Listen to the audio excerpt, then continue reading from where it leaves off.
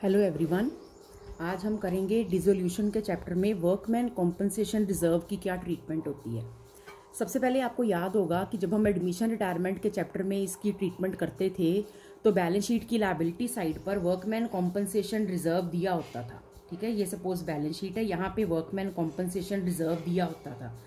तो अगर एडमिशन का चैप्टर होता था तो सपोज ए बी पार्टनर्स हैं और सी नया पार्टनर आ रहा है, तो सी के आने से पहले जैसे बाकी रिजर्व्स पार्टनर्स आपस में बांटते थे, तो इस वर्कमैन कॉम्पनसेशन रिजर्व को भी ओल्ड पार्टनर्स ओल्ड रेशो में ए और बी सी के आने पर पहले वो अपने इस पुराने रिजर्व को आपस में बांट लेते थे।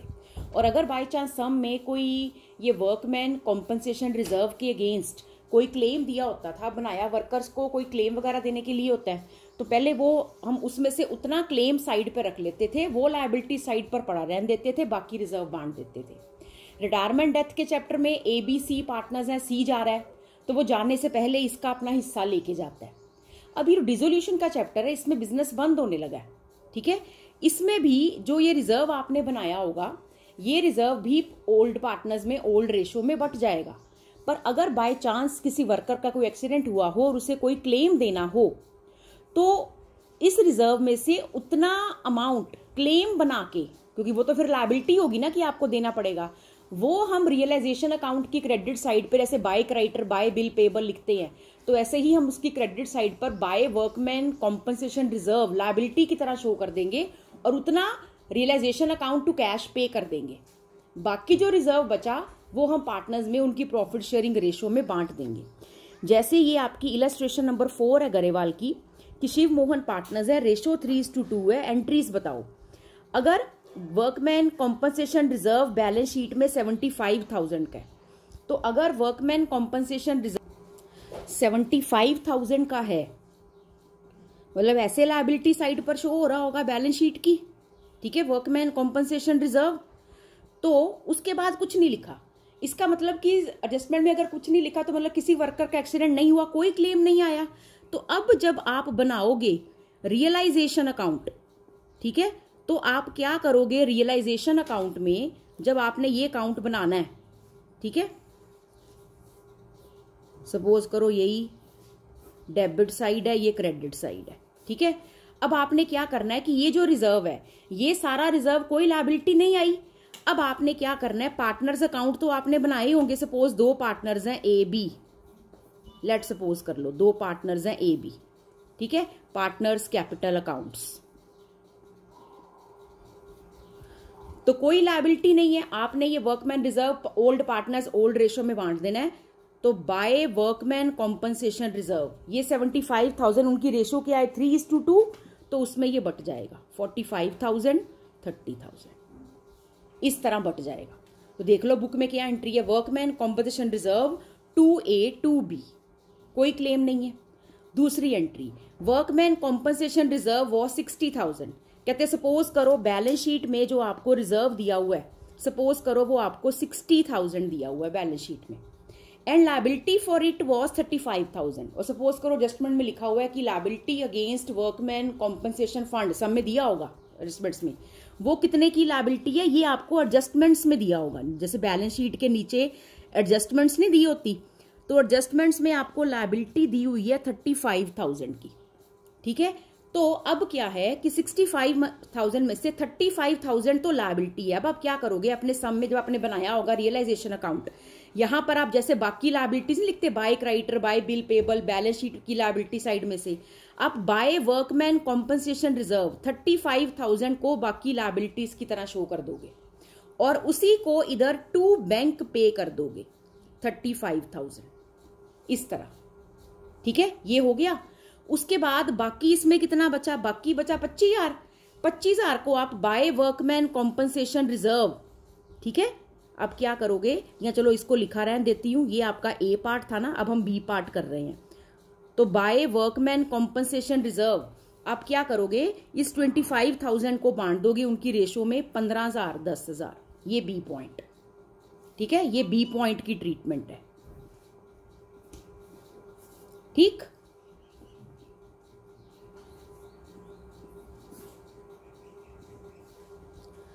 तो ये देख लो, अगर एंट्री आ गई पेपर में तो एंट्री कैसे करनी है, workman compensation reserve to realisation, ये वाली एंट्री, और फिर उसके बाद रियलाइजेशन टू बैंक 35,000 ये वाली एंट्री, और बाकी 25,000 पार्टनर्स में बांट दिया। Third, workman compensation reserve was 60,000 और लायबिलिटी कितनी है 75,000। अब क्या हुआ कि 60,000 का रिजर्व था और लायबिलिटी 75,000 की हुई। इसका मतलब कि ये सी पॉइंट है अब कि 60 का 60 तो लायबिलिटी में कन्वर्ट हुआ ही हुआ, प्लस 15,000 एक्स्ट्रा, तो जितना इतना तो लायबिलिटी में कन्वर्ट हो ही गया ना, ये सी पॉइंट आप यहां पे लिखोगे। और जब यहां पर टू बैंक करोगे तो वो करोगे 75,000। पार्टनर्स में बांटने के लिए तो कुछ बचा ही नहीं, बल्कि हमें एक्स्ट्रा पे करना पड़ा। तो एक एंट्री हुई workman compensation reserve to realisation account, देखो यही एंट्री है पहली, ठीक, और अगली entry realisation to bank 75,000। Partners में बांटने के लिए सी पॉइंट में कुछ नहीं बचा, ठीक है, नो एंट्री यहां पे। उसके बाद नेक्स्ट है फोर्थ, वर्कमैन कॉम्पनसेशन रिजर्व कहते हैं 60 का, और जो लायबिलिटी आपको दी हुई है एडजस्टमेंट्स में वो भी कितने की है 60 की है एडजस्टमेंट्स में, और बैलेंस शीट में भी 60 का ही गिवन है, ठीक है। ये आपका फोर्थ पॉइंट है। इसका मतलब डी पॉइंट आप यहां पर वर्कमैन कॉम्पनसेशन रिजर्व 60 शो करोगे, और उतना ही डी पॉइंट में यहां पर आप टू बैंक कर दोगे 60,000। पूरा ही लायबिलिटी पे होगी, पार्टनर्स में बांटने के लिए कुछ बचा ही नहीं, तो डी पॉइंट यहां पर भी कुछ नहीं आएगा, नो एंट्री। पार्टनर्स में बांटने के लिए बचा ही कुछ नहीं, यही आपकी डी एंट्री है, ठीक। उसके बाद fifth, workman compensation reserve was nil, कहते बैलेंस शीट में था ही नहीं, वर्कमैन रिजर्व नाम का कुछ था ही नहीं, एंड लायबिलिटी वॉज 15,000। पर एडजस्टमेंट्स में लिखा हुआ था कि किसी वर्कर को हमने 15,000 की लायबिलिटी पे करनी है, ठीक है, तो करनी है, तो यहां तो ई पॉइंट में कुछ नहीं आना क्योंकि रिजर्व तो है ही नहीं, यहां तो कुछ नहीं आएगा। पर आप पे तो कर रहे हो ना, तो चाहे अनरिकॉर्डेड लायबिलिटी पे करो, तो टू बैंक में कितना पे किया आपने 15,000। पार्टनर्स में तो क्या बटना है, यहां पर तो कुछ भी नहीं आना, ठीक है, और यहां पर आपने टू बैंक 15,000 पे कर दिया। इस तरह आपने इसकी ट्रीटमेंट कर ली है। तो कैसे ये ट्रीटमेंट है, सिंपल बातों में समझाऊं कि वर्कमैन कॉम्पनसेशन रिजर्व अगर आपको लायबिलिटी साइड पर दिया होगा और एडजस्टमेंट्स में कुछ भी नहीं दिया, ठीक है, इसका मतलब कोई लायबिलिटी नहीं है, फिर तो आपने वो reserve old partners old ratio में ऐसे बांट देना है पूरा का पूरा। पर अगर आपको रिजर्व लायबिलिटी साइड पर दिया हुआ है और एडजस्टमेंट्स में ये भी लिखा हुआ है कि उसके अगेंस्ट लायबिलिटी भी है, तो आपने जितना उसमें से पोर्शन लायबिलिटी का है उतना ही पोर्शन आपने यहां पे बाय करके ट्रांसफर करना है। क्योंकि हम यहाँ पे लायबिलिटीज ट्रांसफर करते हैं ना बैलेंस शीट की लायबिलिटी साइड में से, by creditor, by bill payable, by loan, ऐसे ही बाय वर्कमैन कॉम्पनसेशन रिजर्व उतना ही ट्रांसफर होगा जितना आपको लायबिलिटी गिवन है, उतना आपने लायबिलिटी बना के ट्रांसफर कर देना है, उतना ही आपने इधर पे कर देना है, ठीक है, और बाकी पार्टनर्स में बांट देना है। पर कभी कभी जितना रिजर्व होता है लायबिलिटी उससे भी ज्यादा होती है, तो इसका मतलब जितना है वो तो लायबिलिटी बना ही बना, जैसे यहाँ पे 60 बना और उससे ज्यादा पे हो रहा है तो पे उससे ज्यादा करो, तो पार्टनर में बांटने को बचेगा ही कुछ नहीं। इस तरह आपने वर्कमैन रिजर्व की ट्रीटमेंट करनी है। Thank you.